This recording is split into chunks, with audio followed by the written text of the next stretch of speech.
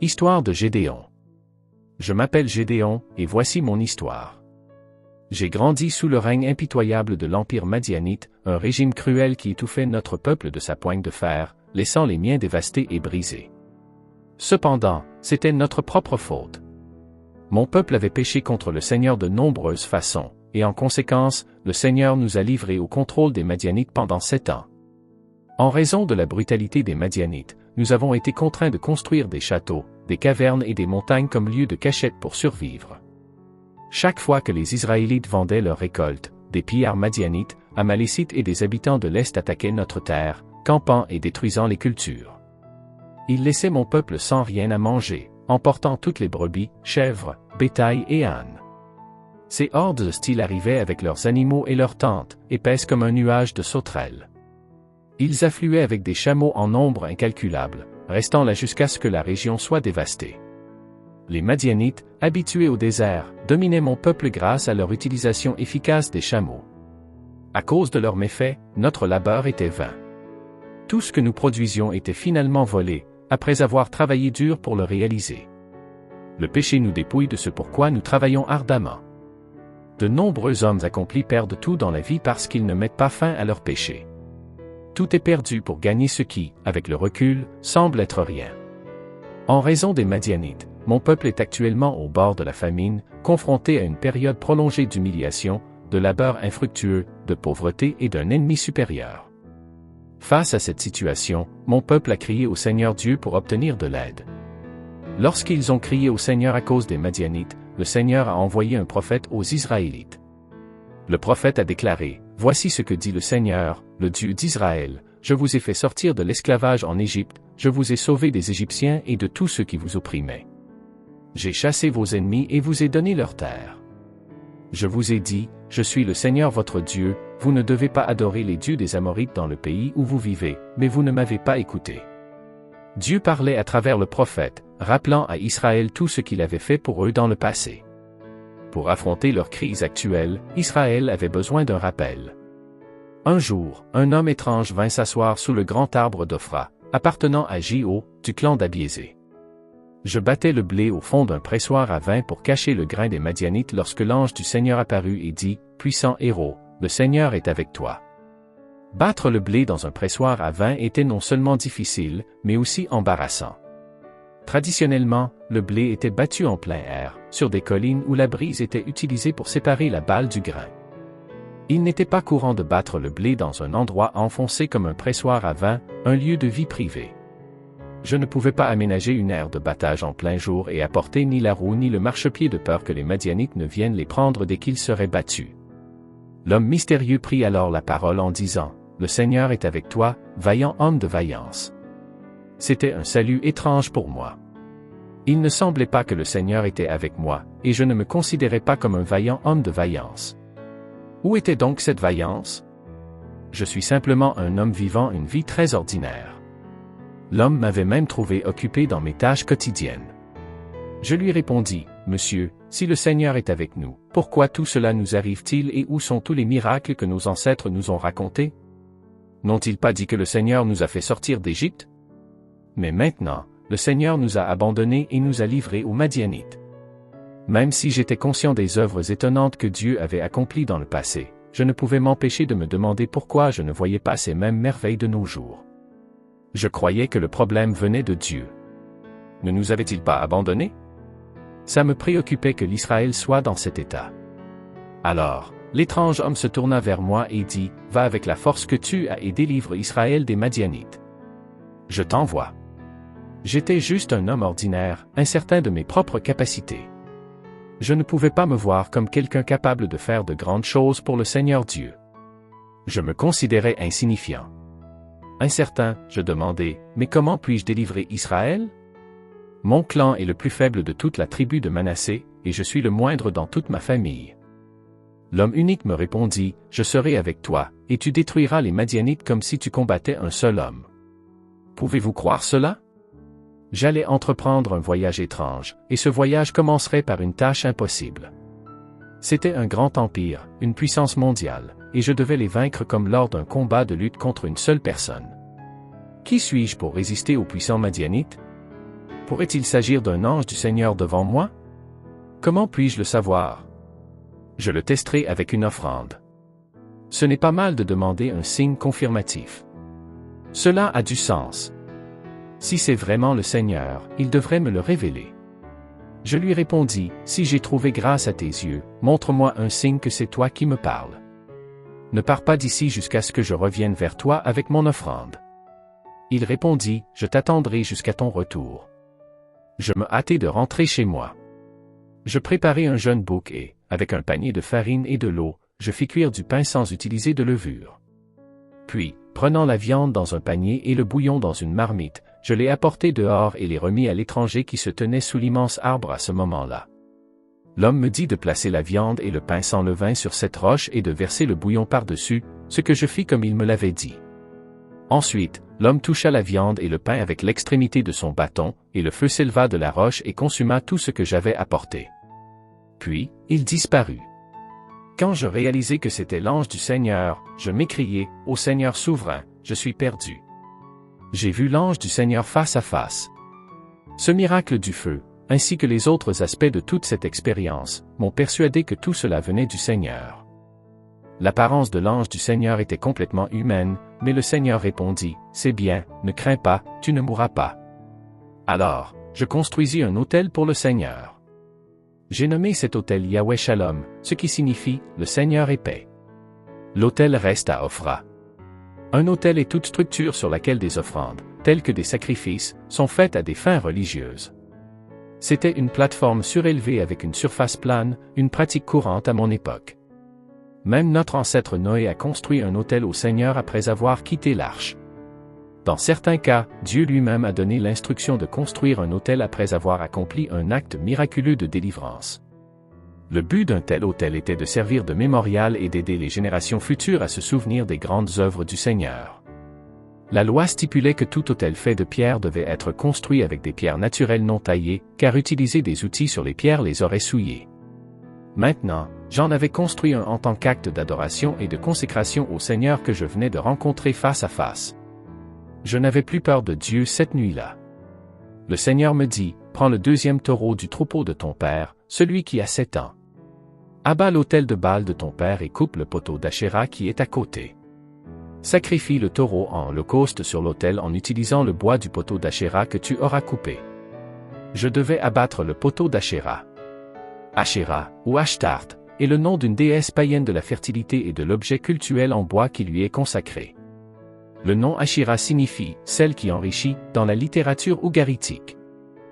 Elle était appelée Dame Ashira de la mer et était vénérée dans l'ancienne Syrie, Phénicie et Canaan. Les Phéniciens la vénéraient comme Astarté, les Assyriens comme Ishtar et les Philistins comme Ashira. Après la mort de Josué, le culte d'Ashira tourmenta Israël en raison de la conquête incomplète de Canaan par Israël.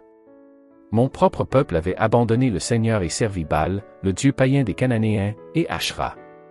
La nation d'Israël était dans un état de compromis. Initialement, nous avions combattu la culture païenne des Cananéens, puis nous en avions eu peur, et enfin, nous avions coexisté pacifiquement avec elle. Les gens sont toujours appelés à être différents par Dieu. C'était la norme de Dieu pour qu'Israël soit différent des nations autour d'eux, mais ils n'avaient pas obéi. Le péché fait toujours mal, il entrave toujours. Josué avait foi en Dieu et croyait en ses promesses. Grâce au leadership de Josué, sa génération connaissait le Seigneur. Cependant, les générations passent, et la nouvelle génération ne connaissait pas Dieu. La nation avait commencé avec une obéissance incomplète et un compromis. Au lieu de chasser les Cananéens, nous avons été affectés par leur culte païen dépravé. Ashira était la déesse de la fertilité, représentée par un tronc d'arbre sans branches planté dans le sol. Le tronc était généralement sculpté en une représentation symbolique de la déesse. En raison du lien avec les arbres sculptés, les lieux de culte d'Ashira étaient couramment appelés des « bois ».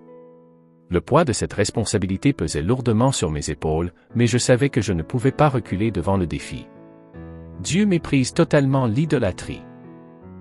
Elle attire la colère de Dieu sur ceux qui y sont impliqués, apporte des malédictions sur le peuple et la terre, incite la colère de Dieu, et souille et pollue les personnes et la terre. J'ai donc pris 10 de mes serviteurs et ai fait ce que le Seigneur avait commandé, mais je l'ai fait la nuit car j'avais peur des autres membres de la famille de mon père et des habitants de la ville. Dans ma communauté, Baal était adoré aux côtés d'Ashira. Dieu m'appela à mettre d'abord de l'ordre dans ma propre maison. Le lendemain matin, alors que les habitants de la ville commençaient à s'agiter, quelqu'un fit la découverte surprenante que l'autel de Baal avait été détruit et que le poteau d'Ashra à côté avait été abattu. À leur place, un nouvel autel avait été construit, et on y trouvait les restes du taureau qui avait été sacrifié. Les gens se demandèrent mutuellement, qui a fait cela? Après avoir interrogé et effectué des recherches approfondies, ils découvrirent que c'était moi. Amenez votre fils, exigèrent les hommes de la ville à mon père. Il doit périr pour avoir détruit l'autel de Baal et coupé le poteau d'Ashra. Ils n'eurent aucun mal à déterminer qui était responsable de la profanation de l'autel. J'étais immédiatement exposé au public. Pour le bien de Baal et d'Ashra, mes propres compatriotes étaient prêts à mettre fin à ma vie. Cela montre à quel point le culte de Baal était puissant à l'époque. L'hérésie était devenue la principale religion. Mon peuple vénérait Baal parce qu'il croyait qu'il était le dieu du temps, et le succès de leurs efforts agricoles était directement lié aux conditions météorologiques. Les gens le vénéraient encore plus pendant les périodes économiques difficiles causées par la tyrannie des Madianites. Ils ne réalisaient pas qu'en ne se tournant pas vers Dieu, ils ne faisaient que compliquer les choses pour eux-mêmes. Cependant, mon père cria à la foule qui le confrontait, « Pourquoi défendez-vous Baal? Allez-vous plaider sa cause? Celui qui plaide sa cause sera mis à mort dès le matin. Si Baal est vraiment un dieu, qu'il se défende lui-même et détruise celui qui a détruit son autel. » Mon père avança un argument très logique pour préserver ma vie. Puisque Baal était la partie lésée, il pouvait se défendre lui-même. À partir de ce moment-là, on m'appela Jérub-Baal, ce qui signifie que Baal se défende lui-même, car j'avais détruit l'autel de Baal. Peu de temps après cet événement, les armées de Madian, d'Amalek et des peuples de l'Est formèrent une alliance contre Israël et traversèrent le Jourdain, campant dans la vallée de Jizréel. Alors, l'Esprit du Seigneur me revêtit de puissance. Maintenant, j'avais besoin de mon propre armée. J'ai soufflé dans la corne d'un bélier comme appel aux armes, et les hommes de la tribu d'Abiésé se sont précipités vers moi. J'ai également envoyé des messagers à travers les territoires de Manassé, Azer, Zabulon et Nephtali pour convoquer leurs guerriers respectifs, et chacun d'eux a répondu. Grâce à cette habilitation divine, j'ai pu rassembler un nombre impressionnant de troupes en peu de temps. 32 000 hommes sont venus me suivre au combat, une entreprise encore puissante. Avant de partir, je devais m'assurer que c'était vraiment Dieu qui m'envoyait. J'avais besoin d'un second miracle pour confirmer sa parole. Je ne suis pas un homme chevaleresque, j'ai été élevé comme le plus petit de ma famille, et mon clan était aussi le moins important. Ce n'est pas quelque chose que je fais tous les jours. Est-ce que les gens vont vraiment me suivre? Je suis un homme humble comme moi. Oui, le Seigneur m'a donné un signe, mais j'ai besoin d'un autre. Je vais faire un test que seul le Seigneur peut accomplir. J'ai dit à Dieu, si tu vas vraiment me permettre de sauver Israël comme tu l'as promis, prouve-le-moi de cette manière. Je mettrai une toison de laine sur l'aire de battage cette nuit. Si la toison est mouillée de rosée le matin, mais que le sol est sec, alors je saurai que tu allais m'aider à sauver Israël, comme tu l'as promis. Et c'est exactement ce qui s'est passé.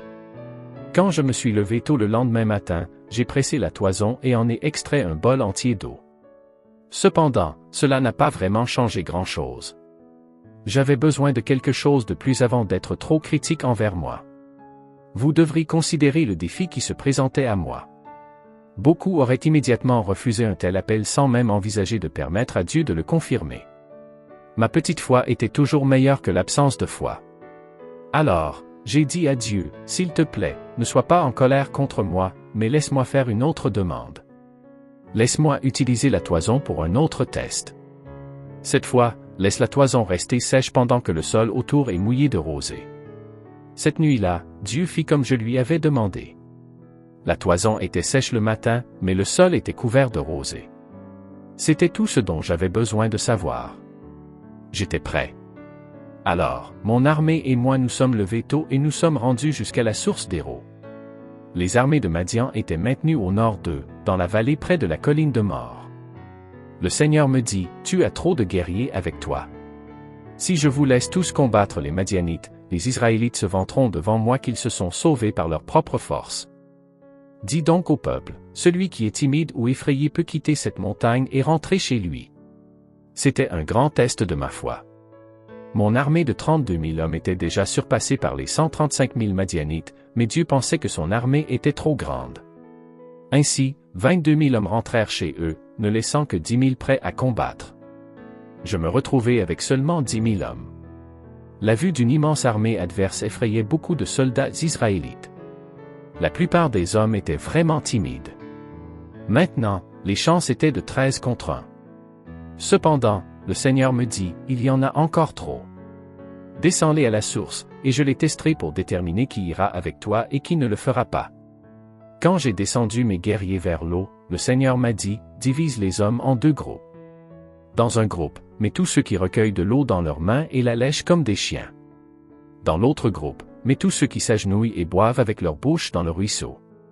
Cela semblait être un test particulier, peut-être parce que ceux qui recueillaient l'eau dans leurs mains et la portaient à leur bouche étaient de meilleurs soldats, gardant un œil sur leur environnement même en buvant. Seuls 300 des hommes burent de leurs mains, tous les autres s'agenouillèrent et burent avec leur bouche dans le ruisseau. Alors, le Seigneur me dit, avec ces 300 hommes, je te sauverai et te donnerai la victoire sur les Madianites. Envoie tous les autres chez eux. Le Seigneur Dieu voulait tellement que la victoire soit clairement la sienne seule que même la réduction des chances n'était pas suffisante. Nous pensons rarement que la grandeur peut être un obstacle à l'œuvre de Dieu, pourtant, il est plus difficile de vraiment compter sur Dieu quand nous avons de nombreuses ressources merveilleuses à notre disposition. J'ai donc rassemblé les provisions et les cornes de bélier des autres guerriers et les ai renvoyés chez eux. Mais j'ai gardé les 300 hommes avec moi. Dieu m'assura que la victoire était certaine même si seulement 300 hommes restaient. Maintenant que l'armée d'Israël était moins de 1% de sa taille originale, la proportion était de 400 millions de soldats pour chaque soldat israélite, je ne pouvais faire confiance qu'au Seigneur Dieu parce qu'il n'y avait rien d'autre à quoi se fier. Maintenant, je suis ici. Le camp de Madian est dans la vallée juste en dessous de moi. Cette nuit-là, le Seigneur dit, lève-toi, descends dans le camp de Madian, car je t'ai donné la victoire sur eux. Mais si tu as peur d'attaquer, descends au camp avec ton serviteur. Écoute ce que disent les Madianites, et tu seras grandement encouragé. Ensuite, tu seras impatient d'attaquer. Cependant, j'avais peur, alors j'ai pris mon serviteur et je suis descendu jusqu'au bord du camp ennemi. J'étais maintenant dans le camp de mes ennemis, toujours effrayé. Les armées de Madian, d'Amalek et des peuples de l'Est s'étaient installées dans la vallée comme un essaim de sauterelles. Leurs chameaux étaient comme des grains de sable sur le rivage de la mer, trop nombreux pour être comptés. J'ai rampé juste au moment où un homme racontait à son compagnon un rêve. L'homme disait, j'ai fait ce rêve, et dans mon rêve, une miche de pain d'orge est tombée en roulant dans le camp madianite. Elle a heurté une tente, l'a renversée et l'a aplatie. Son compagnon répondit, ton rêve ne peut signifier qu'une seule chose, Dieu a donné la victoire à Gédéon, fils de Joas, l'Israélite, sur Madian et tous ses alliés. Dieu m'a permis de voir une grande confirmation de son œuvre future. Cela n'était évidemment pas une coïncidence ou un simple coup de chance. Dieu a utilisé la situation pour renforcer ma foi, et cela a fonctionné à merveille.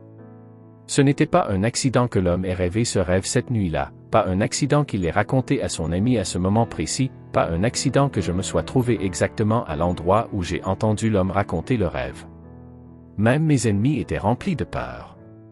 Quand nous sommes faibles dans la foi, nous avons souvent tendance à rendre nos ennemis plus forts qu'ils ne le sont réellement. En fait, lorsque j'ai entendu le rêve et son interprétation, j'ai incliné devant le Seigneur en adoration. Dieu voulait que je trouve encouragement dans cette visite au camp ennemi. Cela montre que lorsque le Seigneur nous demande de faire des choses difficiles pour lui, il ne croise pas les bras et s'attend à ce que nous le fassions seuls. Il est là pour nous guider, nous soutenir et nous encourager tout au long du chemin. Je suis donc retourné au camp israélite et j'ai crié, « Levez-vous, car le Seigneur vous a donné la victoire sur les hordes madianites. » J'ai divisé les 300 hommes en 3 groupes et j'ai donné à chaque homme une corne de bélier et une jarre d'argile contenant une torche. Ma foi était contagieuse. Ayant reçu de l'encouragement, je ne pouvais m'empêcher de propager cet encouragement aux autres, et mon encouragement a renforcé leur foi. Je leur ai dit, gardez les yeux sur moi. Quand j'arriverai au bord du camp, faites exactement comme moi. Dès que moi et ceux avec moi avons soufflé dans les cornes de bélier, faites de même tout autour du camp entier et criez, pour le Seigneur et pour Gédéon. C'était juste après minuit, après le changement de la garde, quand moi et les 100 hommes avec moi avons atteint le bord du camp madianite. Soudain, nous avons soufflé dans les cornes de bélier et cassé nos jarres d'argile. Puis, tous les 3 groupes ont soufflé dans nos cornes et cassé nos jarres. Nous tenions les torchets enflammés dans notre main gauche et les cornes dans notre main droite, et nous avons tous crié, une épée pour le Seigneur et pour Gédéon. Ce cri n'était pas le résultat de l'orgueil, mais il montrait la sagesse dans l'attaque, car clairement, les Madianites avaient déjà peur de l'épée de Gédéon, et crier aidait à les plonger dans la panique. Les soldats madianites se réveillèrent devant une explosion de bruit, de lumière et de mouvements venant de toutes directions. Chaque homme se tint à sa position autour du camp et observa tous les Madianites courir dans la panique en criant pour s'échapper. Lorsque les 300 hommes soufflèrent dans leurs cornes de bélier, le Seigneur provoqua les guerriers et le camp à se battre les uns contre les autres avec leurs épées. Ceux qui ne furent pas tués s'enfuirent loin. La première phase de la bataille n'était pas entre Israël et Madian, mais les Madianites se battaient entre eux. Ensuite, j'ai envoyé chercher les guerriers de Nephtali, d'Azer et de Manassé qui se sont joints. Pour poursuivre la chasse à l'armée de Madian, j'ai également envoyé des messagers à travers les collines d'Éphraïm, disant, « Descendez attaquer les Madianites, coupez-les au passage peu profond du Jourdain à Beth-Barara. » Bien que Dieu ait initié l'œuvre avec un petit nombre de soldats, une fois que l'œuvre a commencé, je voulais que beaucoup participent à l'œuvre. Ainsi, tous les hommes d'Éphraïm firent comme on leur avait dit. Ils capturèrent les 2 commandants madianites, Oreb et Zéb, et les exécutèrent. Nous avons continué à poursuivre les Madianites. Ensuite, les gens d'Éphraïm me demandèrent, « Pourquoi nous as-tu traités ainsi? Pourquoi ne nous as-tu pas appelés quand tu es parti pour combattre les Madianites? » Ils argumentèrent vivement avec moi. Mais je répondis, « Que ai-je accompli en comparaison de vous? Les grappes restantes de la récolte d'Éphraïm ne valent-elles pas mieux que toute la récolte de mon petit clan d'Abiézé?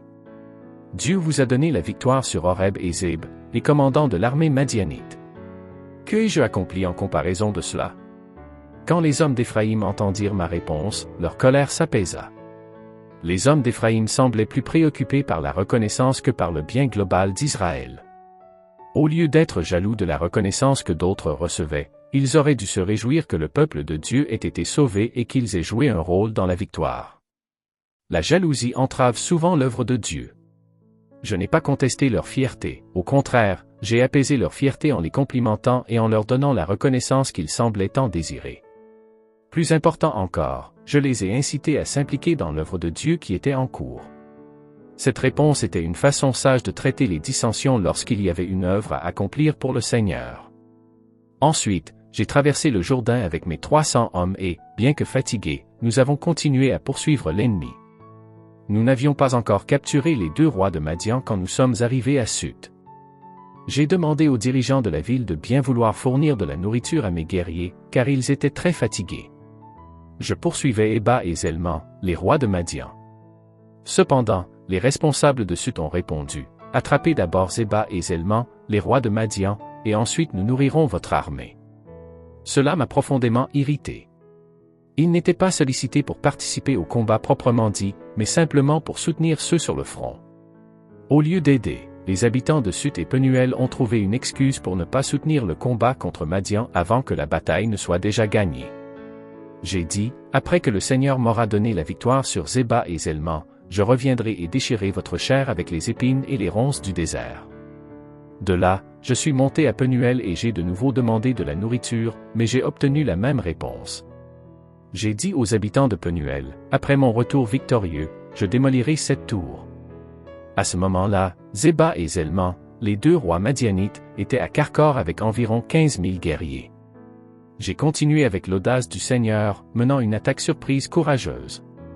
Ce n'était pas la même chose que 300 attaquant une vaste armée, mais c'était encore une petite armée contre une armée beaucoup plus importante. J'avais vu Dieu accomplir de grandes choses dans des circonstances similaires par le passé. L'œuvre précédente de Dieu m'encourageait à faire confiance à Dieu pour des choses grandes dans le présent. J'ai contourné le Caravane.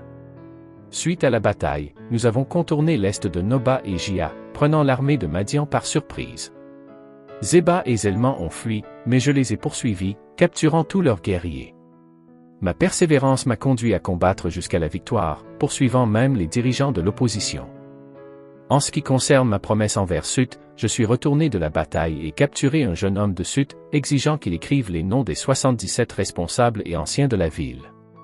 Puis, je suis retourné à Sut et ai dit aux dirigeants, « Voici Zéba et Zalman. Lorsque nous étions ici auparavant, vous vous moquiez de moi en disant, « Attrapez d'abord Zéba et Zalman, et ensuite nous nourrirons votre armée épuisée. » J'ai pris les anciens de la ville et leur ai donné une leçon en les punissant avec des épines et des ronces du désert.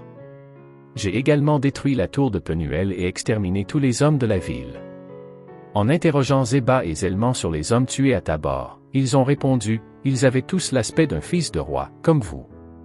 Alors que j'étais, mon fils aîné, hésitait à tirer son épée par crainte, Zéba et Zalman m'ont dit, sois un homme, fais-le toi-même. Ainsi, j'ai pris l'initiative et les ai tués, prenant les ornements royaux des coups de leurs chameaux. Après cela, les Israélites m'ont demandé de devenir leur chef, moi et mon fils et mon petit-fils. Cependant, j'ai refusé en disant, je ne régnerai pas sur vous, ni mon fils. C'est le Seigneur qui régnera sur vous. J'ai compris que ma place n'était pas de prendre le trône sur Israël, et que le Seigneur Dieu était le roi d'Israël. C'est l'attitude vraie que doivent avoir tous ceux que le Seigneur Dieu élève pour diriger et délivrer son peuple. Leur leadership ne doit jamais dépasser la souveraineté divine, mais plutôt l'interpréter et conduire le peuple à la reconnaître et à s'y soumettre. Le peuple a étendu un manteau, et chacun a jeté une boucle d'oreille en or provenant du butin. Le poids des boucles d'oreilles en or était de 43 livres, sans compter les ornements royaux, les pendentifs, les vêtements pourpres des rois de Madian et les chaînes autour des cous de leurs chameaux. J'ai fabriqué un éphod sacré en or, une pièce vestimentaire semblable à une chemise portée par les prêtres d'Israël, que j'ai placé à Ora, ma ville natale. Cependant, les Israélites ont fini par se prostituer en l'adorant, et il est devenu un piège pour moi, ma famille et tout Israël. Je n'ai pas érigé une idole, mais j'ai créé un éphod, une imitation de ce vêtement merveilleux porté par le grand prêtre, simplement pour rappeler au peuple le culte de Dieu et non pour qu'il soit lui-même adoré. Hélas, si nous allons au-delà de ce que la parole de Dieu autorise, nous tombons toujours dans le mal. Cela a été une grande erreur, car le peuple d'Israël a pris plaisir à un culte idolâtre, et le bel et coûteux éphod est devenu un piège pour moi, ma famille et tout Israël. La beauté artistique a un moyen de nous impressionner et de susciter un sentiment de crainte, mais cela ne signifie pas nécessairement une impression ou une crainte divine. Souvent, cela peut détourner notre attention du Seigneur. En contraste avec cet éphod, Dieu a ordonné que ces autels soient faits de pierres non taillées, afin que l'attention de personne ne soit focalisée sur la beauté du travail de tailleur de pierre. Ainsi, Madian a été soumis et humilié. Histoire. Avant les fils d'Israël, qui ne relevaient plus la tête avec fierté, et la terre a connu la paix pendant 40 ans. Pendant cette période, je suis retourné vivre dans ma propre maison. J'ai eu 70 fils, nés de nombreuses femmes, mais j'ai pu les servir en tant que juge et les guider. C'est ainsi que le peuple d'Israël a vaincu Madian, qui ne s'est jamais relevé. Tout au long de ma vie, la paix a régné sur la terre. Mon histoire témoigne de la force durable qui réside en chacun de nous, attendant d'être éveillée par un dessein et alimentée par la foi. Elle espère inspirer les autres à embrasser leur propre destinée, à surmonter l'adversité et à ne jamais sous-estimer le pouvoir de Dieu. Dieu m'a fait victorieux sur les Madianites. Le Seigneur m'a dit d'aller avec ma force, mais pas nécessairement la force physique habituelle. J'avais la force de la sollicitude, car je me préoccupais du sort d'Israël. J'avais la force du savoir, car je savais que Dieu avait accompli de grandes choses dans le passé. J'avais aussi la force de la soif spirituelle, car je désirais voir Dieu accomplir à nouveau de grandes œuvres. Je m'appelle Gédéon, et voici ainsi mon histoire.